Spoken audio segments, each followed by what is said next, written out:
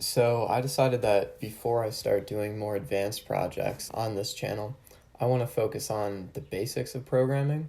So here I'm going to talk about different types of variables, also known as data types. So variables, if you've seen in mathematics in the past, it can be like x, y, anything like that. In math, they take the form of just one letter. In programming, they can be a word, they can be one letter, anything you want. So I want to go more into depth with that because that's just such an important part of programming. So the first one I want to start off with is an integer, which has the abbreviation int. And I'm going to provide a link to all these right here down in the description. And this is a website that will talk about different types of variables, conversions, all that stuff. Very useful things. So back to this. So an integer can be any whole number. It can be positive or negative. And this is an example of a variable that's set to an integer. So I'll show you what happens if I type this line of code. So type is a function that will look at the input and see what data type it is. So in this case, the input is the variable number, which is set to equal 12. So since that's an integer, it returns int, and you'll see it returns some extra stuff, but it basically just says int, and then it prints that. So if I run that, just like we did before, Python 3, the name of the file, which is var datatype.py, enter, and you'll see it returns class, int. We'll talk more about classes at another point, but basically it says it's an integer. So there are different types of operations in math that you can do on integers. There's addition, subtraction, multiplication, division, and powers. You can also import libraries to do things like take the square root, but these are just the basics of that. Let me add something here. So it'll print out number. So we've worked with the print command before, and it'll just print out the value of number. So number equals 12 right now. So if I just run that, oops, I'm sorry. I forgot about these guys. Let's comment those out. All right, so it returns 12, right? That's what it prints. So if we use these different operations, we can do all kinds of things. So let me show you. 12 plus 5 will do. I'm sure you know the answer to that. It's 17. If we run it, it returns 17. We can also do 12 minus 5, which should be 7, and it is. Not a big surprise that a computer is getting math right. That's basically all they do. 12 times 5 is 60. So if we do 12 divided by 5, for example, this changes a bit. Python is a little unique in the way that it handles dividing integers. So usually in a programming language like Java or C, things that are more classic, that will return 2 instead. I'm sure you know 12 divided by 5 is not a whole number, it's a decimal. So usually what programming languages will do is they'll round. So they'll round down to whatever the closest integer is. So it's pretty traditional that this would actually return 2 in, like I said, more classic languages. Python is different the way that it handles division among integers. So 12 divided by 5 will actually return, and you can see I did it just before, 2.4. And then the other unique thing is it'll actually automatically convert this into the next data type we're going to go over to, which is a float. So anytime Python sees division, it will, even if it's among an integer, it'll convert it to a float. Let me clear this. 2.0, so that's a decimal. So a float is just a decimal. And that, again, is unique to Python. But if you don't want the decimal, you can do a wrapper, which is like what we talked about before. Wrapper would be int. And this converts this, it casts it into an integer. So then if we run this again, you'll see it just returns 2. This, again, is something that we'll look on later in this video, actually. But yeah, so that's the basics of that. Oh, we'll also do raising something to the power. 2 to the power of 5. So that should be 32. If we run this, we get 32. So yeah, that's basically how that works. Very straightforward. Let us comment this out, and we'll move on to the next data type. And that is a float. So here I've defined the variable decimal as 1.5, which, as you know, is a decimal, or in the case of programming, is a float. So if I do just what we did before, print type decimal, when we run this, you'll see it'll return class float. Oops, I just locked my, I pressed Control S and it locked up my terminal, but we're good. All right, so again, a float can be operated on just like an integer with these operations, among more. So that's pretty straightforward. I can even prove that. So print will do decimal times, and you can do operations in here, times will do 2, nice and easy.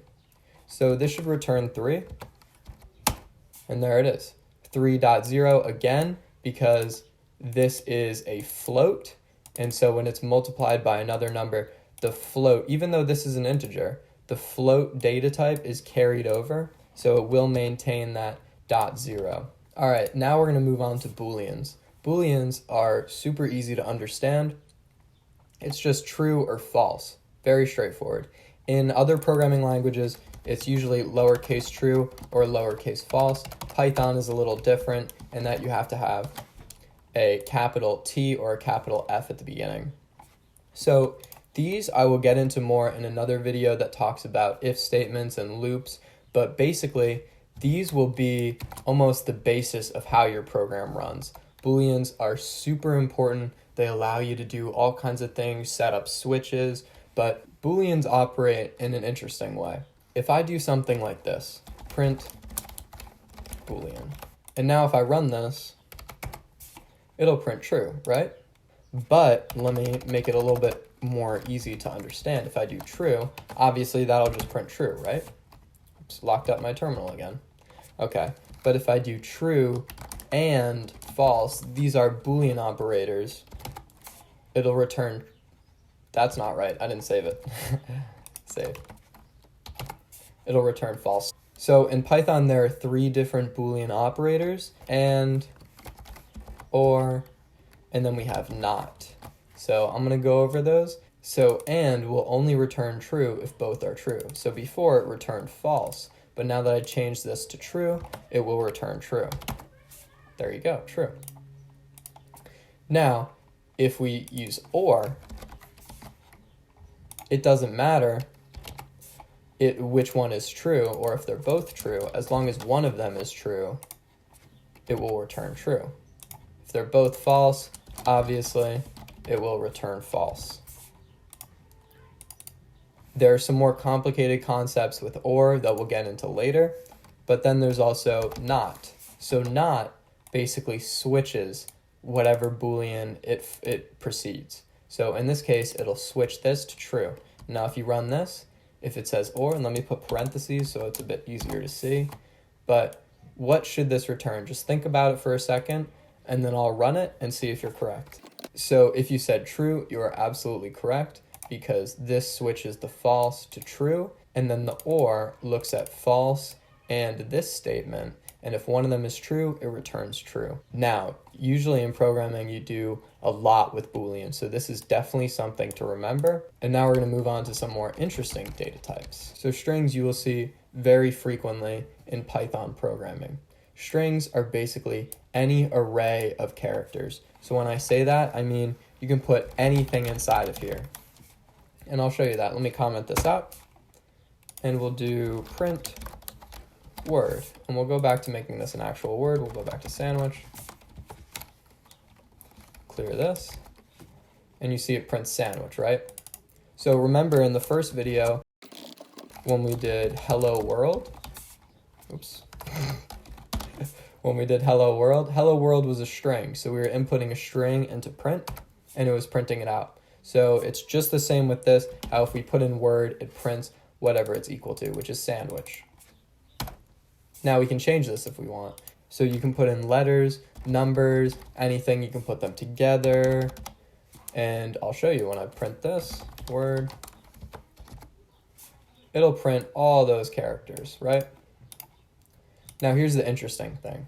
Say you want something to print like this. Hello, enter, and then world, right? So it's a little tough to think about that at first, because you can't say enter and then world. That won't make sense to the program because it'll see a new line. So instead what you do is you do a special escape character, \n. So what the \n means is, as I said in a previous video, it means new line. So if I go in here and print it, it'll go to a new line, hello world. So now you might be thinking, what if I actually want to print \n? There's a couple ways to do that. One of them is doing another backslash.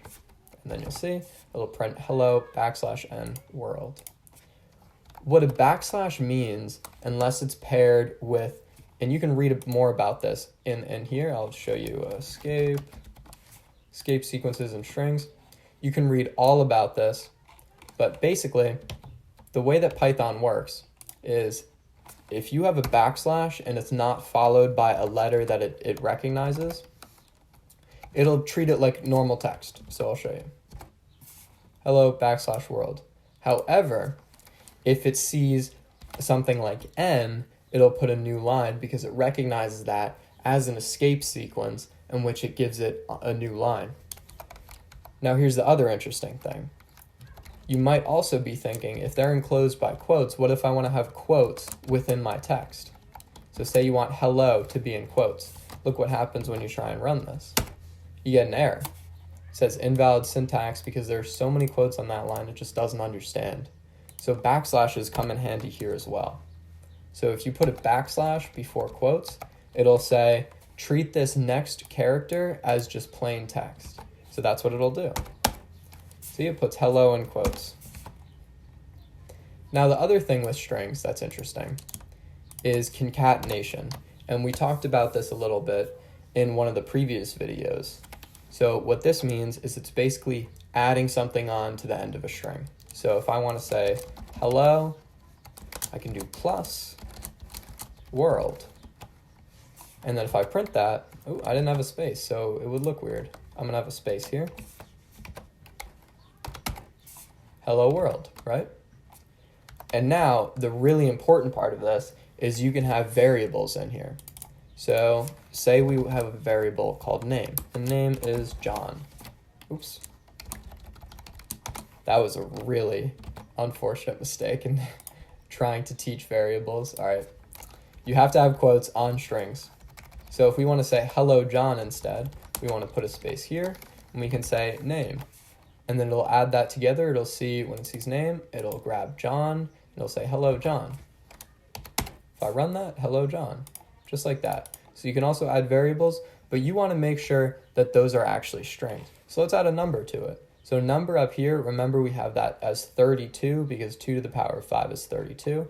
I'll show you what happens. Number.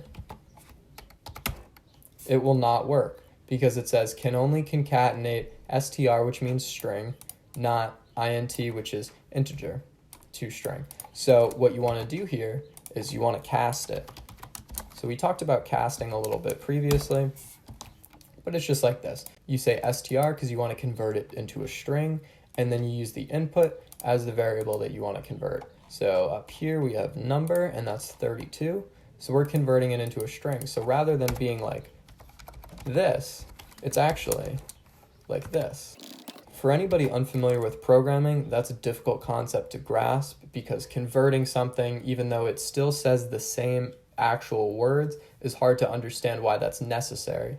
But in computers, they just don't understand, so you want to make it more clear to them. So again, if I run this program, you'll see it'll say hello 32. So don't know why you'd want to say that, but there you go. That's how you do that.